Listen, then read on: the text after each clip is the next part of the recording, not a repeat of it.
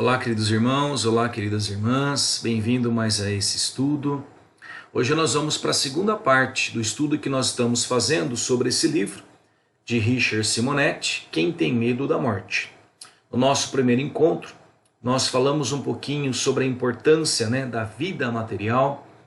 A reencarnação, ela é uma escola, é um hospital, é uma prisão que possibilita o nosso avanço espiritual de uma maneira mais rápida.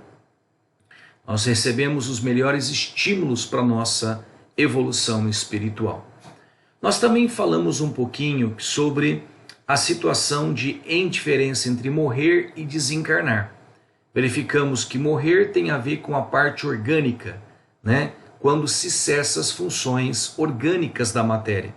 Que desencarnar é o desligamento do espírito, do espírito perispírito, da sua matéria, do seu corpo material. E nós vimos também que pode ter morte sem desencarnação e pode ter desencarnação sem a morte. E hoje nós vamos continuar, irmãos, falando um pouquinho sobre essa desencarnação. E nós vamos continuar falando, olha só, como ocorre a desencarnação. Existem muitos livros que trazem relatos de como isso ocorre. E nós temos aqui um relato que André Luiz nos apresenta sobre como são as etapas da desencarnação. Olha aqui que diz: recursos magnéticos serão apresentados, serão fornecidos pelos amigos espirituais que vão promover o desligamento do espírito perispírito daquela matéria, certo? Então, ao amparo, há, na verdade, uma ajuda para que esse desligamento ele ocorra. E, logicamente, que vai depender do merecimento de cada um. Se vai ser mais rápido, se vai ser mais lento, se isso vai trazer maior ou menor perturbação àquele espírito, depende de cada caso. Depende de uma série de fatores que nós começamos a compreender. Olha só. No livro Obreiros da Vida Eterna, o Espírito de André Luiz é psicografia do Chico, ele traz algumas etapas da desencarnação de Dimas. Olha o que ele traz, Com operações magnéticas, atuam os espíritos primeiramente no centro vegetativo, quando ocorre o esticamento e o esfriamento dos membros inferiores, do umbigo, extravasa uma substância leitosa. Então, esse desligamento do espírito perispírito desse corpo ocorre de baixo para cima. Vai tendo um desligamento, um desprendimento do perispírito da parte inferior para a parte superior. Se você pudesse ter a visão desse momento, como relata André Luiz, segundo os olhos dele, olha só, você tem o extravasamento de uma substância, uma fumaça, leitosa, como ele diz, dessa região. E vai acontecendo da pessoa, vai sentindo os membros mais frios e vai perdendo também a locomoção desses órgãos, a movimentação. Na segunda etapa, repetindo as mesmas operações no centro emocional, que seria a parte do coração, ocorre irregularidade dos batimentos do coração, queda da pressão arterial, enquanto o desencarnante sente angústia e aflição. Nova cota de substância desprende do epigástrico até a garganta. É como se fosse uma fumaça saindo. É o desprendimento, é a liberação de fluidos, de energias nesse desligamento. Olha a terceira etapa. Finalmente, atuando no cérebro, desliga-se a região craniana. Uma brilhante chama violeta dourada sai da região da cabeça. E olha que ele complementa, que absorve como exaustor a porção de substância leitosa que foi exteriorizada dos centros vegetativo e emocional. Essa chama ela vai chupar toda aquela energia. E ele continua dizendo assim, a chama brilhante transforma-se em uma cabeça igual ao desencarnado, e logo depois todo o corpo perispiritual, membro a membro, traço a traço.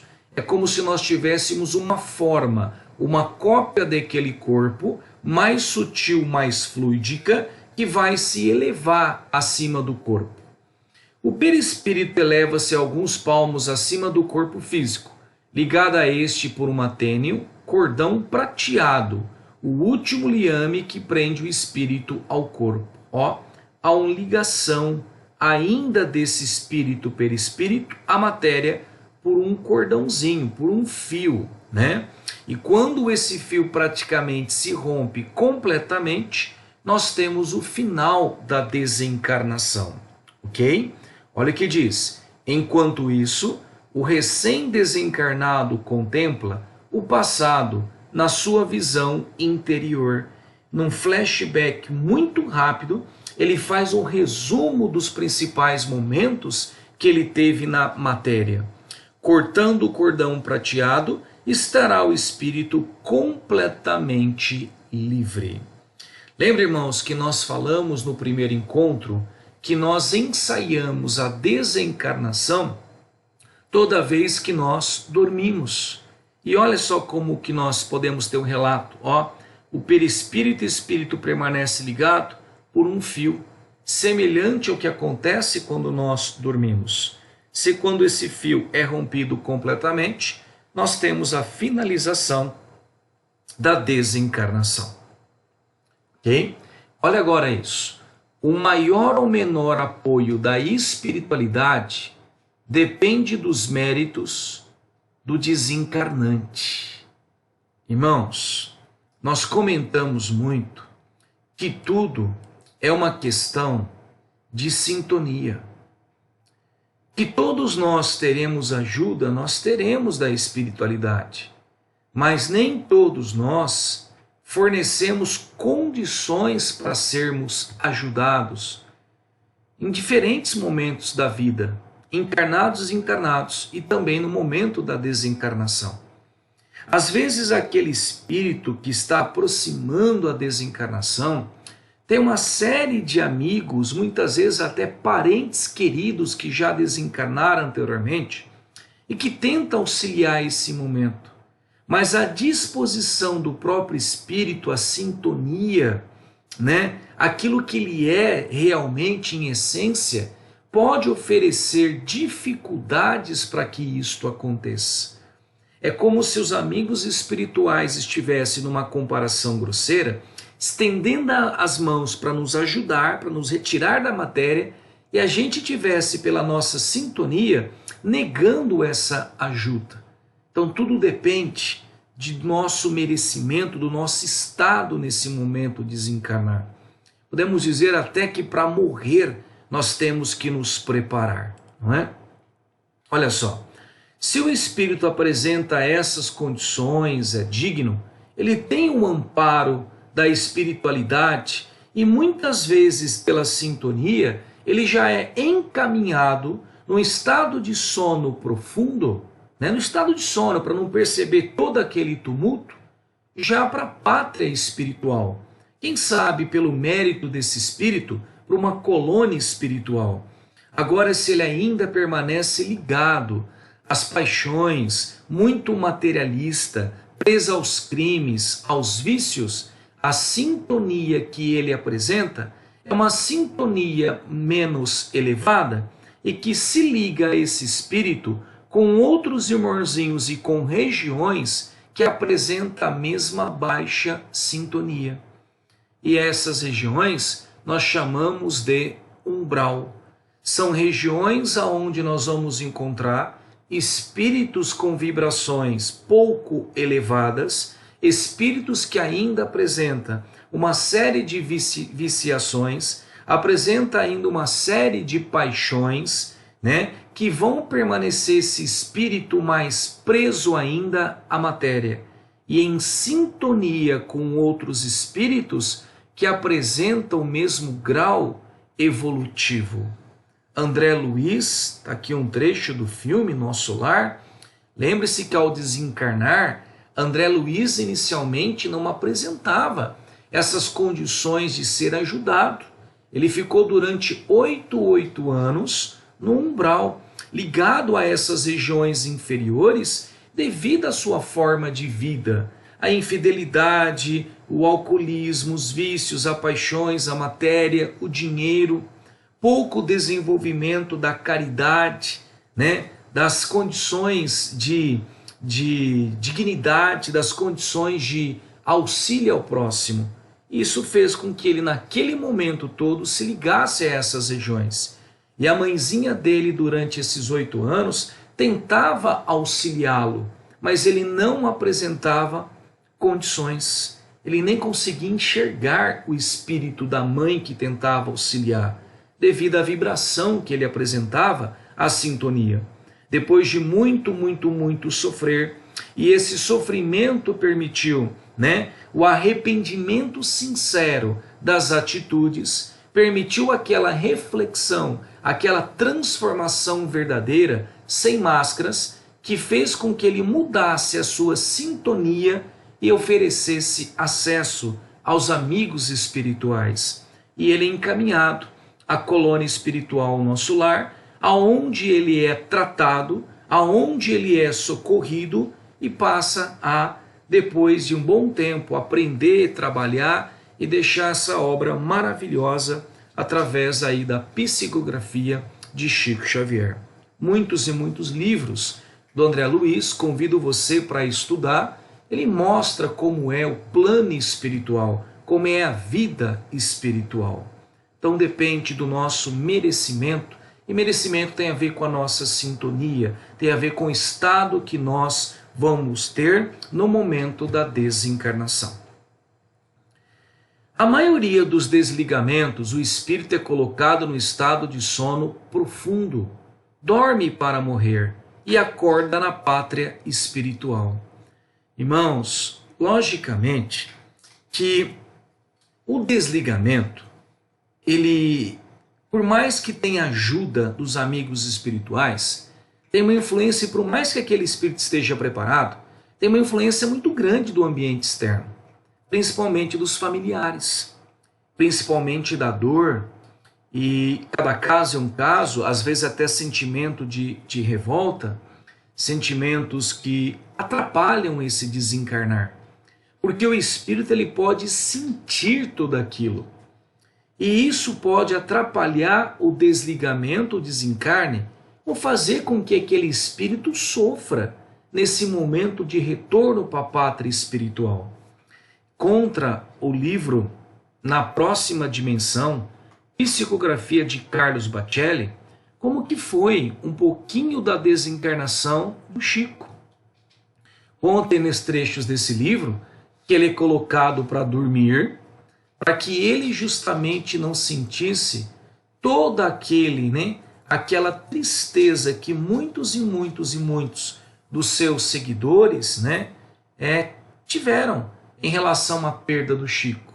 E pelo merecimento que ele tinha, ele foi colocado pela espiritualidade para que ele dormisse, para que ele não sofresse, para que ele não se sentisse infeliz com toda essa tristeza que o desencarne dele estaria provocando. O Chico conta, que ele gostaria de desencarnar em um dia em que o povo brasileiro estivesse muito feliz. E o desejo dele foi atendido. Ele desencarna no dia que o Brasil ganha a Copa do Mundo. E todo aquele alvoroço do povo brasileiro, porque o Brasil, campeão, mais um título mundial, a desencarne do Chico se tornou pequeno, perto daquela festança que estava tendo, e ele conseguiu o que ele queria. Não houve uma comoção geral no povo brasileiro, mas mesmo assim aqueles mais próximos, aqueles que conheciam o trabalho, a obra de caridade, principalmente de amor, sentiram muito, com toda certeza. E ele foi colocado nesse estado de sono para que ele não sentisse toda essa vibração, essa perda que nós tivemos. Dificuldades para o desligamento. Como que nós atrapalhamos esse desligamento do espírito da matéria? Meu marido não pode morrer, ele é o meu apoio, minha segurança. Minha esposa querida, não me deixe, não poderei viver sem você. Meu filho, não se vá, você é muito jovem. Que será da minha velhice sem o seu amparo? Então, todas essas comoções, todos esses pensamentos podem dificultar muito o desligamento do espírito, porque ele sente revolta, inconformação, desespero, vão gerar laços fluídicos que vão dificultar o desligamento. Por isso que, devido ao merecimento do espírito, muitas vezes ele é colocado nesse estado para que ele não sinta e para que isso não dificulte também esse desligamento, ok? Ele faz com que o espírito sofra, e isso também, irmãos, é também após o desligamento, também após.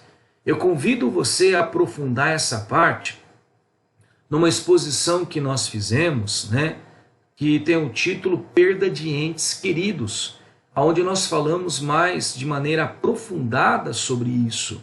Perda de Entes Queridos, está no canal do YouTube, acesse lá.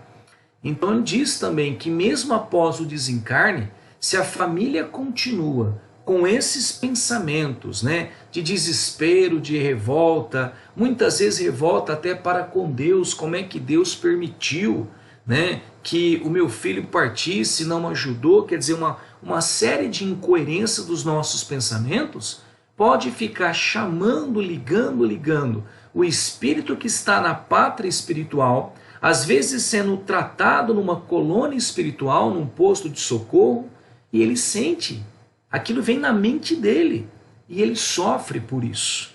Então precisamos muito, por amor, nos policiar muito no momento da perda desses entes queridos. Convido você, amigo, para aprofundar nesse tema na exposição que você encontra no canal no YouTube. Então vamos lá. Aí nós temos algumas situações de relatos. Melhorou para morrer. Olha que estranho.